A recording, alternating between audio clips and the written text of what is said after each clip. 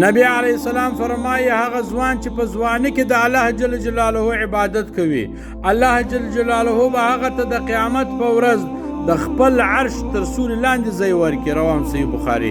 نو ای زما عزتمندو مسلمانانو، په ځواني کې د الله عبادت ډیر کوئ. خلک داسې وایي ځواني د حیواني ده، دا بالکل غلطه خبره ده. په ځواني کې الله راضي کا، په ځواني کې د الله جل جلاله عبادت کوه.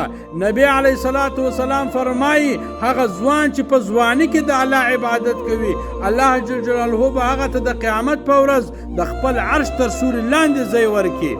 بل حدیث کې نبی کریم صلی الله علیه وسلم فرمایي په ځواني کې عبادت کول سره زر دی.